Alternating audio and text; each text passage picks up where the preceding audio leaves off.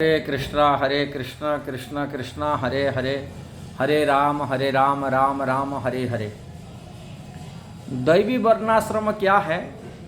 Srila Prabhupada ISKCON में दैवी वर्णाश्रम शुरुआत किया। और वर्णाश्रम और दैवी वर्णाश्रम में क्या भेद होता है और क्यों दैवी वर्णाश्रम प्रभुपाद लागू किया, ये बारे में आज की वीडियो में हम चर्चा करने के लिए जा रहे हैं। वर्णाश्रम वर्ण चार वर्ण होते हैं, जो ब्राह्मण, क्षत्रिय, वैश्य, शूद्र। आश्रम ब्रह्मचारी, गृहस्थ, वानप्रस्थ, संन्यास। विष्णु पुराण में कहा गया, वर्णाश्रम आचरता पुरुषेण परपुमान् विष्णु आराध्यते पंथा न अन्यत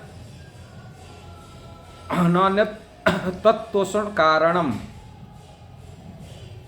वर्णाश्रम प्रणाली में नियत कर्तव्य को उचित रीति से संपन्न करके पूर्ण पुरुषोत्तम भगवान विष्णु की पूजा की जाती है। पूर्ण पुरुषोत्तम भगवान को तुष्ट करने के अन्य कोई विधि है नहीं है। मनुष्य को चारों वर्ण तथा चारों आश्रम में संस्थान में स्थित होना चाहिए। ये विष्णु पुराण में कहा गया। वर्णाश्रम धर्म को पालन करते हुए भगवान विष्णु को पोषण करना है। और इसीलिए समाज में जो शास्त्र की विधान में चलने वाले लोग वर्णाश्रम विधि विधान को पालन करते हुए भगवान श्रीहरि, भगवान श्री कृष्ण के विष्णु को संतुष्ट करते हैं। किंतु देखा जाता तो ऐसा कर्तव्य प्राय तो वर्ण आश्रमवारी में लोगों को धारणा भी नहीं है। क्या नियत कर्तव्य वो भी धारणा नहीं है। ये कलियुग है। कलियुग में जो हम लोग को वर्ण आश्रम देखते हैं, जिसको मानते ब्राह्मण, क्षत्रिय, वैश्य, शूद्र कहते हैं, किंतु उनका शास्त्र के हिसाब से वो उसी वर्ण का, उसी आश्रम का कार्य नहीं करते।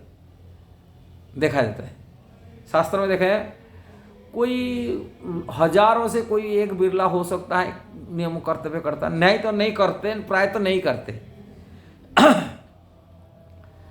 भगवान भगवत गीता में कहे, मैं ये चारों वर्ण आश्रम, जो चार वर्ण आश्रम को मैं बनाया हूँ, उनका स्वभाव और कर्म से बनाया हूँ। किंतु कलियुग में अलग युग में लोग जन्म होते, जिस परिवार में जन्म होता है, जिस वर्ण में जन्म होता है, उसी वर्ण हिसाब से वो कार्य करते थे। किंतु कलियुग में ऐसा नहीं होता है। ये प्रैक्टिकल देखने का बात है हम लोग को। इसलिए कलियुग में शास्त्र में कहा जाता है, कलौ शूद्र संभव। कलियुग में जो भी जन्म होता है वो शूद्र से ही जन्म होता है। जायता जो जन्म होता है वो जायता शूद्र से होता, जन्म होता है। कर्मणा द्विज उच्यते। हाँ, वो कर्म करता है, वो दूसरा जन्म हो जाता है। जन्म से शूद्र होता है। हाँ, जायता जन्मना शूद्र कर्मणा द्विज उच्यते। वेद पठति भवति विप्र ब्रह्म जानति ब्राह्मण। ऐसा ही शास्त्र में इस श्लोक को कहा जाता है। जायता जो जन्म होता है वो शूद्र से जन्म होता है, पर जो कर्म करता है कर्म हिसाब से वो ब्राह्मण, क्षत्रिय, वैश्य बनता है, शूद्र बनता है। जैसे आप देखे होंगे कलियुग में ब्राह्मण घर में जन्म हुआ व्यक्ति वो ब्राह्मण का कर्तव्य करता नहीं। जो कर्म करता है वो ब्राह्मण घर जन्म हुआ व्यक्ति कभी क्षत्रिय की कर्म आर्मी में ज्वाइन कर रहा है, कोई व्यापार कर रहा है, कोई डॉक्टर बन रहा है, वैद्य बन रहा है। ब्राह्मण घर जन्म वैद्य होता है, शूद्र जाति होता है। वैद्य जो डॉक्टर बनते हैं वो शूद्र कर्तव्य होता है, सेवा कर सेवक होता है, इसलिए शूद्र माना जाता है। और जो शिक्षा देता है, दूसरा को ज्ञान देता है, वो ब्राह्मण बनता है।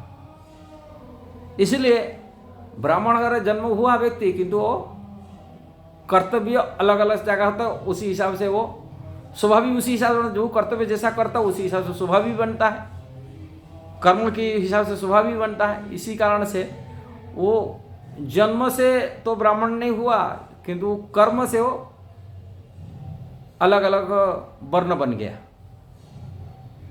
यदि वो शास्त्र अध्ययन करके दूसरा को शास्त्र पढ़ता है, जैसे ब्राह्मण का वास्तविक धर्म होता है 6 कर्म होता है। ब्राह्मण का कर्तव्य पठन पाठन, पठन मतलब खुद पढ़ता दूसरा को पढ़ाता है शास्त्र अध्ययन में। जजन जाजन, जजन मैंने पूजा करता है, पूजा कराता है, दूसरा को सिखाता है मैंने। और दान प्रतिग्रह, और दान दूसरा से लेता, दान ग्रहण, दान देता भी। किंतु लोग दान लेने का जानते हैं, पंडित जी की देखेंगे, देने का जानते नहीं। इसलिए ये 6 कर्म ब्राह्मण का विशेष षटकर्म कहा जाता है ब्राह्मण का। ये 6 कर्म नहीं हो तो ब्राह्मण नहीं माना जाएगा। और स्वभाव भी भगवत गीता में पढ़े होंगे, भगवान ने स्वभाव, ब्राह्मण का स्वभाव भी वर्णन किए। सभी चारों वर्ण का स्वभाव देखते हो, स्वभाव हिसाब से और कर्म हिसाब से देखा जाता है। वो जन्म से देखा जाता है, जो होता वो नहीं होता। जन्म होने के बाद में कई, हाँ आप देखे होंगे कई शूद्र भी जन्म होता है शूद्र परिवार में, वो शूद्र परिवार में वो ब्राह्मण की कर्तव्य भी करता है, ये भी देखा जाता है। वो शिक्षक बनता है, टीचर बनता है, जो पढ़ाता है लोगों को, वो कर्म हो जाता है, उसका ब्राह्मण का कर्तव्य हो जाता है। शूद्र परिवार जन्म हुआ किंतु यदि कर्तव्य करा, टीचर बन के पढ़ा रहा है उसका। और शूद्र परिवार जन्म हुआ यदि क्षत्रिय की कर्म करते हैं, आर्मी में पुलिस डिपार्टमेंट ज्वाइन कर लेता है, वो क्षत्रिय की कर्म करता है, उसको शूद्र माना नहीं जाएगा। कर्म की स्वभाव हिसाब से बनता है। जैसे कोई ब्राह्मण और जन्म हुआ तो यदि डॉक्टर बन जाता है, नर्स बन जाता है, डॉक्टर बनता है, रोगी सेवा करता है, सेवक बनता है, वो शूद्र माना जाता है शास्त्र के हिसाब से। किंतु ऐसा नहीं मानते समाज में, किंतु शास्त्र यही कहता है, इसको वर्णाश्रम कहते हैं। अब वर्णाश्रम करके भगवान को, विष्णु को पोषण मैंने संतुष्टि करता है। वर्ण जो वर्ण होता है, जो आश्रम होता है, जो आश्रम हिसाब का नियत कर्तव्य हो करने से वो भगवान को प्रसन्नता करने के लिए किया जाता है। किंतु इस्कॉन में श्रील प्रभुपाद दैवी वर्णाश्रम शुरू किए। कारण इस्कॉन में जो दीक्षा संस्कार हुआ, कोई भी वर्ण, किसी जाति में, किसी परिवार में कोई भी व्यक्ति आया, उनको जब वैष्णव दीक्षा नहीं दिया गया, उसको संस्कार नहीं मिला, उसको वैष्णव रूप में स्वीकृति नहीं मिलता, माने इस्कॉन के भक्त नहीं रूप में। दीक्षा लेने के बाद में उसका संस्कार हो जाता है, वो वैष्णव ही माना जाता है। जो इस्कॉन, उनका गोत्र, वो ये जो परिवार की गोत्र है, उनको अच्युत गोत्र कहा जाता है। अब वैष्णव की कोई कुल, कोई माने जाति नहीं होता। जाति देखने वाला जो देखते हैं उसको नरकगामी कहा जाता है। बहुत में उन्होंने मना कर, वैष्णव जाति बुद्धि नहीं करना चाहिए। वैष्णव कोई जाति का नहीं होता, जाति से परे हो जाता है। इसीलिए वैष्णव हर प्रकार कार्य करते हैं। देखा तो सेवकों की काम करते हैं, ब्राह्मण की काम करते हैं, क्षत्रिय के कर्म भी करते हैं, ऐसा ही देखा था। किंतु वो जो कर्म करते वो अपने के लिए नहीं कर रहे, कि वर्णाश्रम धर्मों को निभाने के लिए नहीं कर रहे, वो जो करे हरितोषण, भगवान कृष्ण की प्रसन्नता के लिए कर रहे, वो अपना के लिए नहीं करते। इसलिए वैष्णव के क्रियाकलाप वो भगवान के लिए केंद्रित होता है। इसलिए जो इसको बोलते हैं दैवी वर्ण, दैवी मतलब श्रेष्ठ, वर्णाश्रम में परे। जो वर्णाश्रम हमारे तो शास्त्र में वर्णन, 4 वर्ण 4 आश्रम मनु महाराज मनु संहिता में वर्णन किए, कि भीष्म पितामह मध्य वर्णन किए, महाभारत में वर्णन किए। इससे वो परे हो जाता है। कारण वर्णाश्रम में नियत जो कर्म करते इस संसार में मोक्ष प्राप्ति के लिए करते, नहीं तो ये संसार में सुखी होने के लिए करते। किंतु वैष्णव भक्त तो अपनी सुख के लिए नहीं करता है, मेरे को मोक्ष प्राप्ति हो, मेरे को यहाँ मुक्ति मिले कि ये कर, इसके लिए नहीं करते। वो करते हैं भगवान की प्रसन्नता के लिए, अपने सुख के लिए नहीं। इवन मुक्ति की इच्छा भी नहीं रखते, भगवान सुख के लिए अपना सुख है बस। ना वो अपना वैल्यू मानते नहीं, ये मेरा कर्तव्य वैल्यू नहीं होती, ये भगवान के कर्म है, मेरा कर्तव्य नहीं, कि इसमें आज इच्छा नहीं रखते, भोक्तापन नहीं आशा नहीं था। कर्म करते कर्म की फल मिलता, भोगपन रहता है, वो आसक्ति, फल प्रति आसक्ति नहीं रहता। वो तो भगवान की प्रसन्नता के लिए करते, कारण ये जिंदगी उनके चरणों समर्पित कर दिया, भगवान के कीर्तदास बन गया। जो कृष्ण का कीर्तदास बन जाता है वो अपनी को बेच दिया था, उनका अपना कुछ नहीं होता।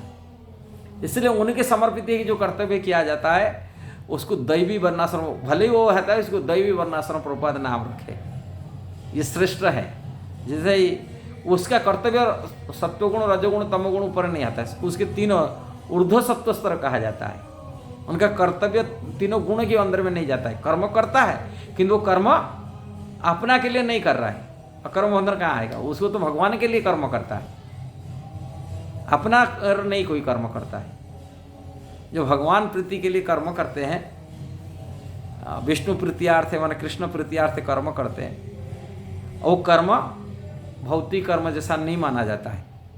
वो भगवान 3 कर्म के बारे में बताएगी रखे भी, कर्म के बारे में। जैसे ही कर्म होते हम जानते हैं, एक होता है अकर्म, ये जानते हैं। एक अकर्म होता है विष्णु प्रीत्या, जो कर्म करते हुए कर्म का फल नहीं मिलता है, इसको अकर्म कहते हैं।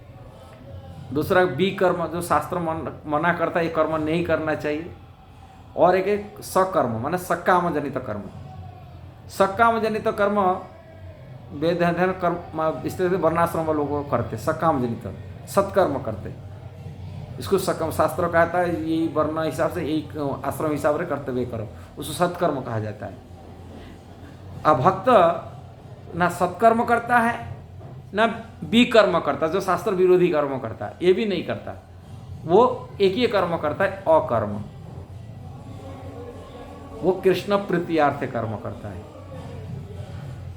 इसलिए ये दोनों कर्म से अलग है, ऊपर हो जाता है।